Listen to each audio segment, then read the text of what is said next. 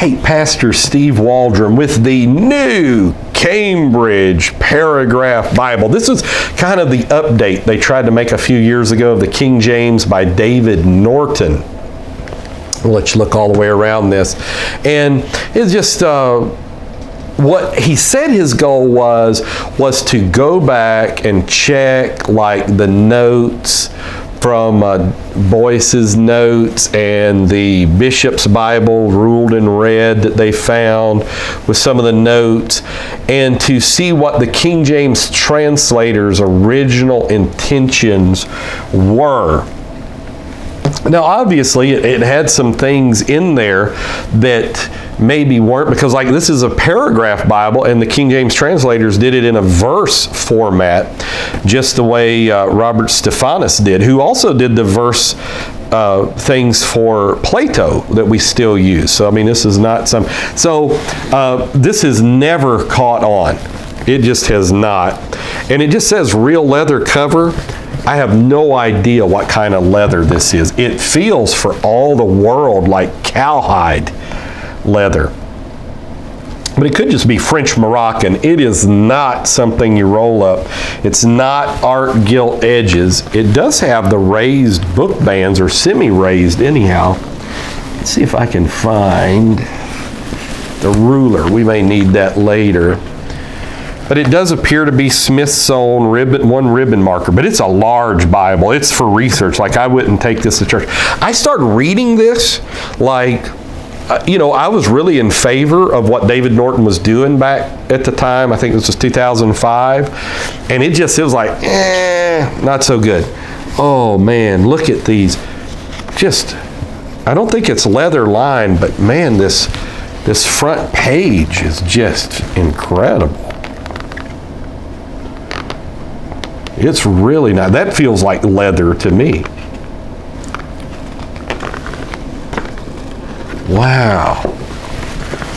That's good. It has a couple real heavy cardboard pages, and then the classic, that it's not peeled apart all the way, and that's for spine stabilization.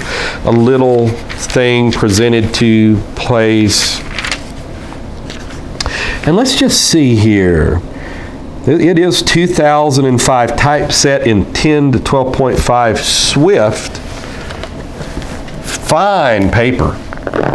Elegant paper. And I don't know if this is still the same edition they sell. They were running a pretty good sale. I forget, Evangelical Bible or somebody, I thought. Maybe it was on something else I'm thinking about. It probably is. It's probably the prayer book and this combined that they were selling. So it's got a little David Norton place. I've got myself some notes. He's got differences between the first and second. In so doing, they followed an Aramaic reading from Targum Jonathan. So at least he acknowledges this. Norton is down in New Zealand, if I'm not mistaken. So it has the epistle dedicatory, and then the translators to the reader. Yes. Every Bible believer should really take the time to read that, even if you don't like the King James. It's just really great. So this is a fantastic, well-made Bible, but I don't like the changes that he made. And you can see it's paragraph, and I'm wondering if the new Clarion doesn't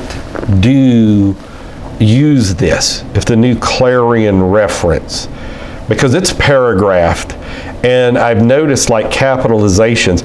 I read a review on like the Bible Design blog or somebody. There's actually like an apostolic guy that does one of those Bible Design blogs, and he said he thought it was 1769. It may not have been him though. It may have been somebody else. It probably was. And but it's got changes. It's not necessarily totally 1769. But this is great paper. I don't know what GSM it is, but there's very little ghosting. The lining could have been improved.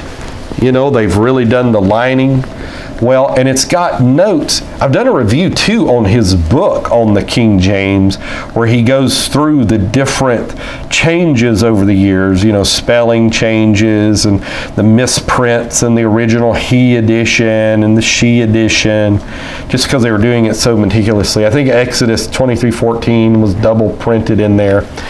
But this is just a fine Bible. And it'd be the type Bible you just want to sit and read. Now, it's just got one ribbon marker.